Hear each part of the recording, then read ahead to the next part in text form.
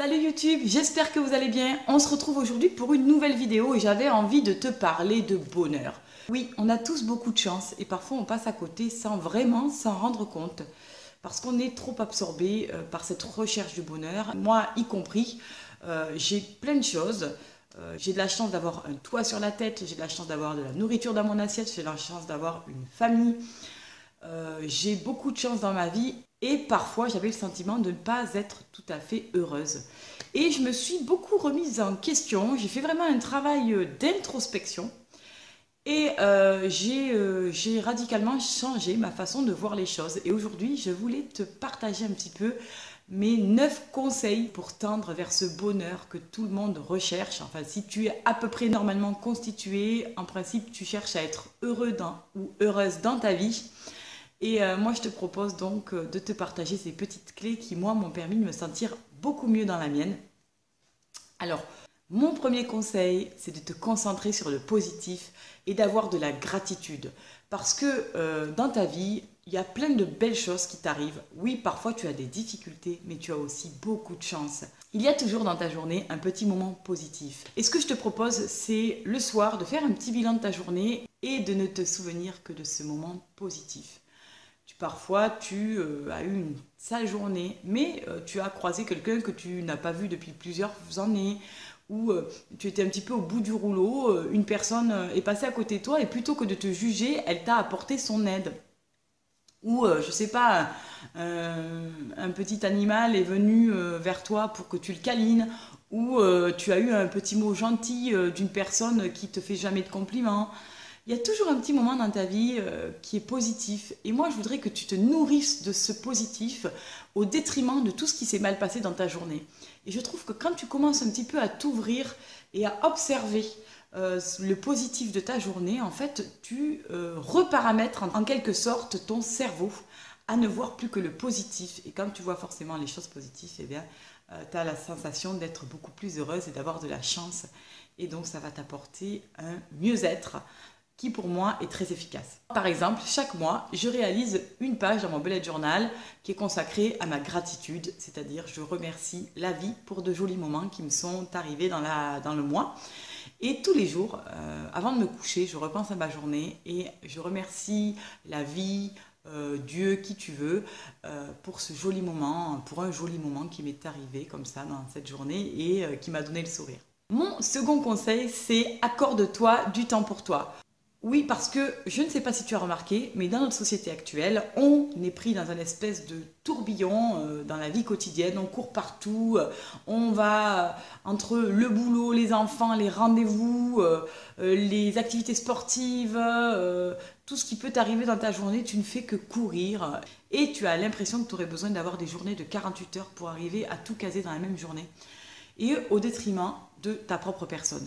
Donc ce que je te propose, c'est de t'accorder un petit moment pour toi. Ça peut être un tout petit moment, peut-être 5 minutes que tu vas t'accorder dans ta journée pour méditer. Ça va être peut-être, je ne sais pas, une demi-heure pour faire du yoga, du sport, pour voir tes amis.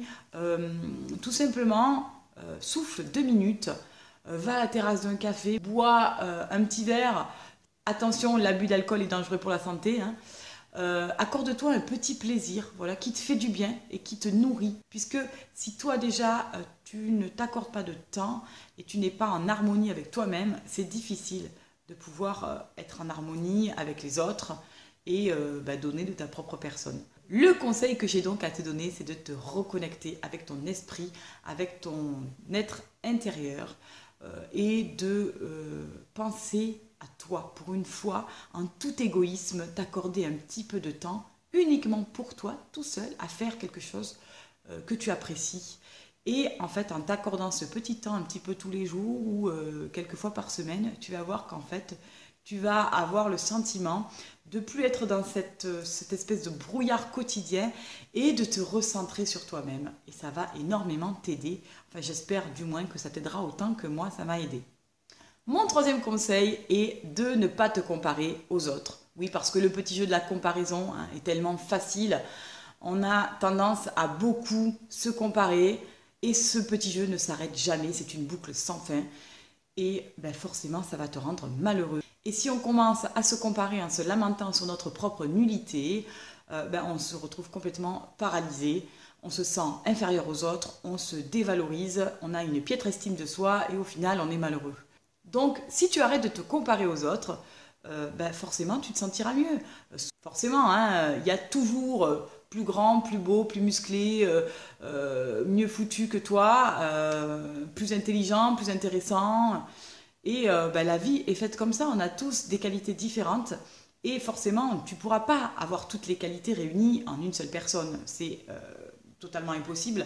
Plus tu vas te comparer aux autres, plus tu seras malheureux parce que oui, tu n'as pas cette merveilleuse voiture que tu voudrais te payer. Oui, tu n'as pas la piscine de tes rêves. Oui, tu n'as pas une belle maison comme ton voisin. Oui, tu n'as pas des enfants hyper sages comme cette maman que tu vois devant l'école. Oui, tu n'as pas un super job avec un boss très valorisant. Mais bout à bout, toutes ces comparaisons, tu vas finir par devenir dépressif. Soyons clairs, ne te compare plus. Tu es une personne unique, formidable, merveilleuse.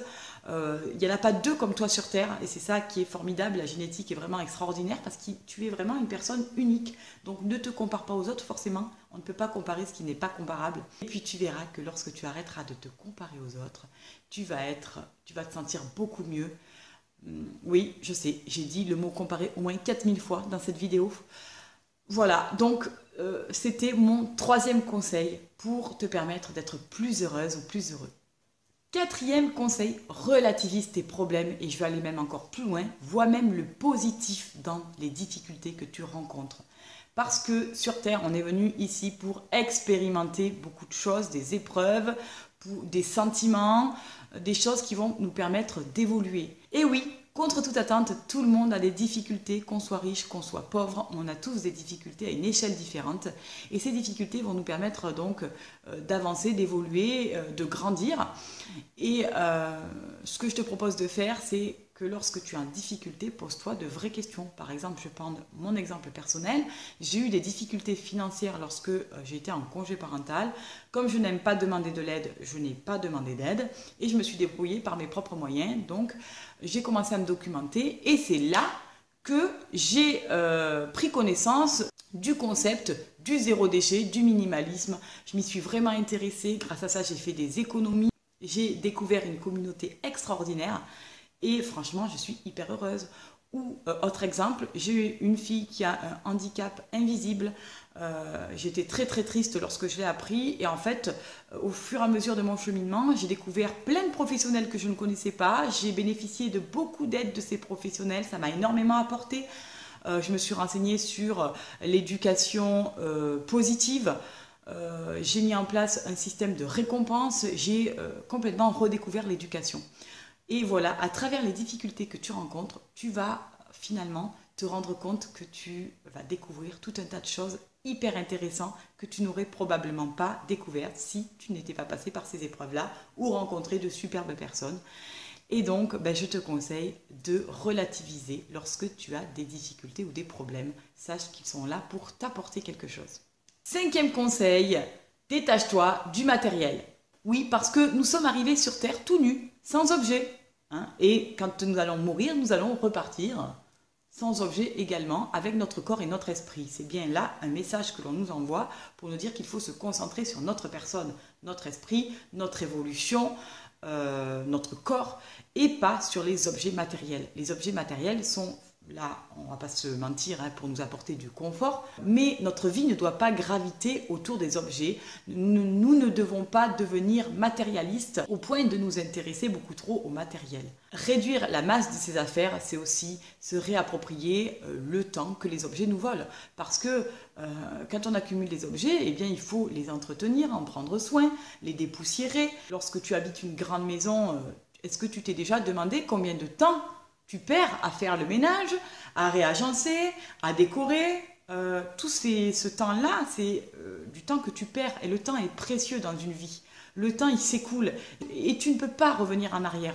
Donc, ce que je te conseille de faire, c'est vraiment de ne pas accorder trop d'importance au matériel, mais plutôt d'accorder du temps pour des choses précieuses, du temps avec ta famille, du temps avec tes amis, des expériences, des voyages, des choses qui vont te laisser des souvenirs intarissables et qui, lorsque tu t'en remémoreras, te redonneront le sourire et te permettront de revivre cette joie.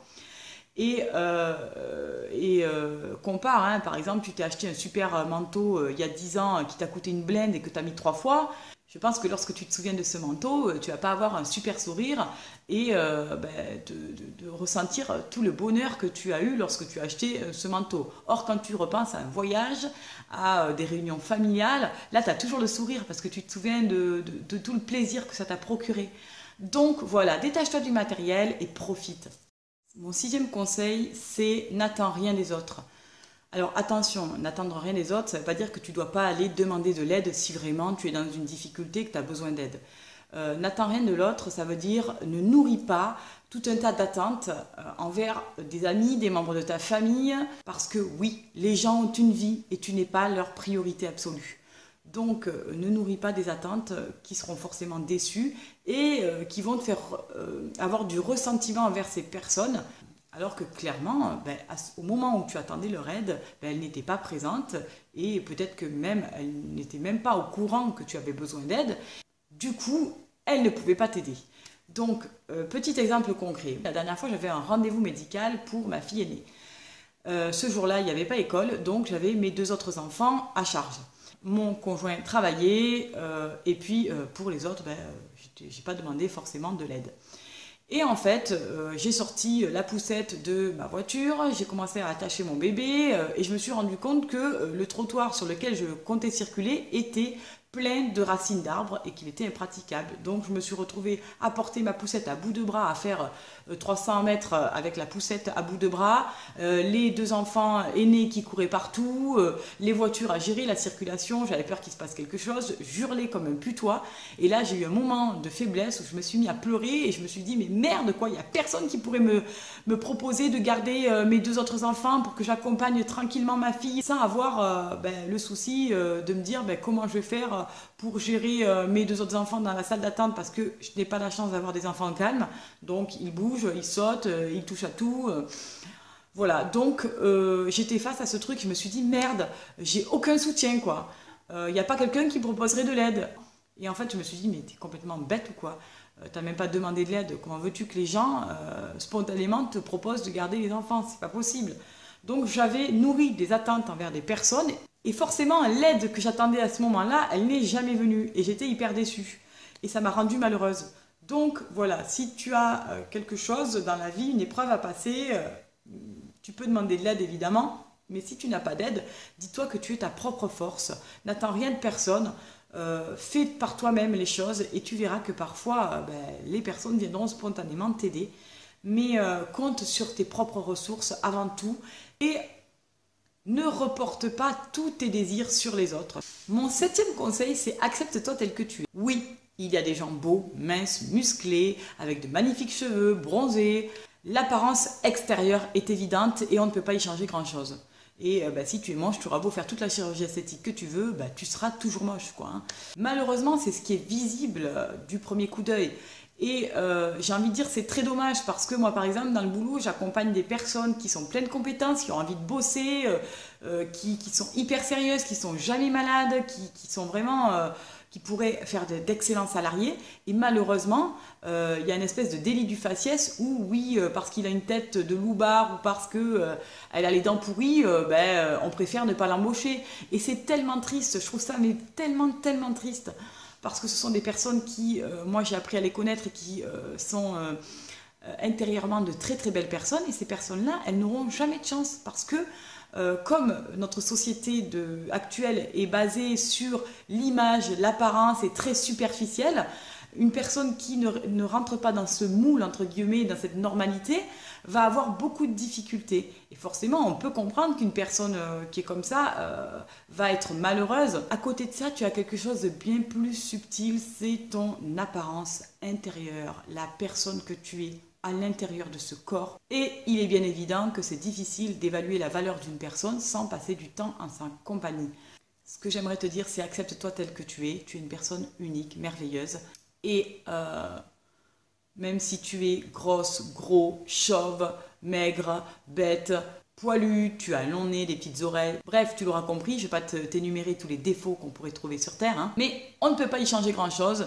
Et donc, accepte ton corps tel qu'il est. Et tu verras qu'une fois que tu t'es accepté, que tu t'es dit, ouais, ok, je suis comme ça, c'est la vie, quoi. Celui qui m'aime me suive, et celui qui m'aime pas, bye bye.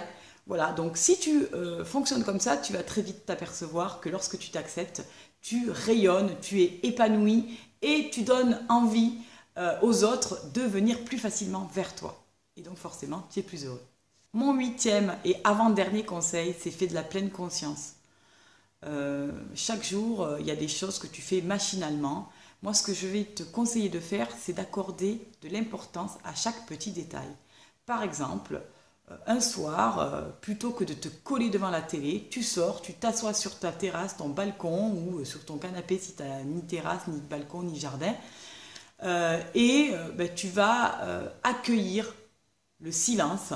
Tu vas te concentrer sur les détails, le chant des oiseaux, l'odeur des arbres en fleurs, le froid de la neige, le bruit de l'avion dans le ciel, le bruit du vent qui fait bouger les feuilles d'arbres à côté de toi, le soleil qui te réchauffe le visage, la peau, toutes les petites sensations. En fait, je te demande d'accorder beaucoup de sens à tout ce que tu ressens. C'est comme si tous tes sens et tout ce qui est sensoriel était démultiplié. Et en fait, tu vas commencer à apprécier finalement l'instant présent parce que le moment que tu vis présentement, c'est un moment qui ne se reproduira plus jamais dans ta vie. Et donc, ce que je te conseille de faire, c'est de tous les jours faire des petits exercices de pleine conscience. Voilà, tu te poses et tu es à l'écoute de tous tes sens, tu profites de chaque instant. Et tu vas voir combien la vie va te paraître tellement plus belle lorsque tu observes tous ces petits détails. Tu vas vraiment t'ouvrir vers quelque chose, vers un univers que c'est comme si tu rentrais dans un monde parallèle. Tu vas vraiment apprécier les choses à leur juste valeur. Je précise que je ne fume pas, je ne me drogue pas. Enfin, le 9e et dernier conseil que j'ai à te donner, c'est ne prête pas d'attention à ce que les autres pensent de toi. Parce que oui, les gens, je te reporte un petit peu à ce que j'ai dit dans Accepte-toi tel que tu es, les gens vont te critiquer sur ton apparence, et puis c'est tellement facile d'attaquer des gens sur leur apparence, leur façon de parler, leur mimique. Je te renvoie à 2 vidéos sur le sujet qui m'ont beaucoup touchée et que j'ai trouvé vraiment super. Je te les mettrai en barre d'infos. C'est la vidéo de Friendly Beauty qui a été critiquée dans ses commentaires et que j'ai senti très touchée par cette critique. Et ça m'a énormément touchée. Je te mettrai sa vidéo pour que tu puisses voir l'impact destructeur qu'une petite phrase peut avoir sur une personne. Parce que lorsque tu vas juger quelqu'un sur son apparence ou sur sa façon de parler ou etc., sur ce que tu veux, tu vas la blesser, tu vas lui faire du mal. Et ce mal, tu le paieras un jour ou l'autre. Moi, je pars du principe que dans la vie... il y a le karma qui est une sorte de boomerang. Si tu fais du mal à quelqu'un, tôt ou tard, il te reviendra en pleine figure. Donc j'essaye d'être bienveillante le plus possible dans ma vie. Et tu verras un petit peu dans cette vidéo l'impact que des commentaires pas très bienveillants peuvent avoir sur une personne ou à un moment de ta vie où tu es plus fragilisé. Tu vas accumuler parfois les petites critiques et à un moment donné, tu vas péter un plomb parce que ça va être la petite goutte d'eau qui va faire déborder le vase. Je te conseille également de regarder la vidéo qu'a fait tout récemment Colline, que je ne suis pas forcément en temps ordinaire, mais là cette vidéo m'a tellement touchée. Elle parle également de l'apparence, de l'importance de l'apparence dans notre monde, de la critique facile. Et je t'invite vraiment à aller voir cette vidéo parce qu'elle en parle tellement mieux que ce que je viens de te dire. Tu vas voir que c'est vraiment, des 2 vidéos que j'adore. Donc ne te laisse pas attaquer par les critiques des uns et des autres. Tu connais ta vraie valeur. Voilà, toi tu sais qui tu es. Avec les épreuves que tu as vécues. Ne te laisse pas influencer, malmener par des personnes qui sont malveillantes ou qui sont perverses, narcissiques, etc. Et dis-toi que tu es unique. Il n'y a aucune raison que tu sois moins intéressante qu'une autre personne sur Terre. Et voilà, c'était vraiment mon dernier conseil. Ne fais pas attention aux critiques. Bien évidemment, les gens qui te critiquent, ce sont aussi des gens qui feraient mieux de se regarder avant d'ouvrir la bouche. Donc voilà pour mes 9 petits conseils, des petites clés que moi j'ai mis en place au quotidien et qui m'ont vraiment permis d'être plus heureuse. J'espère que ce partage t'aura permis de découvrir des choses et que tu vas peut-être pouvoir en expérimenter certaines. Je te souhaite en tout cas d'être vraiment très très heureuse dans ta vie, très heureux dans ta vie et de pouvoir un jour toucher du doigt le bonheur. Oui, je ne te promets pas qu'avec ma vidéo, tu vas flotter sur ton petit nuage du bonheur toute ta vie. Mais en tout cas, je te promets une chose, c'est que tu vas voir la vie de façon différente et que tu vas forcément augmenter tes ondes vibratoires positives. Et le positif, on le sait, attire le positif. Donc, je te fais un gros bisou. Prends soin de toi et de ta petite famille. Et je te dis à bientôt pour une nouvelle vidéo. Bye bye!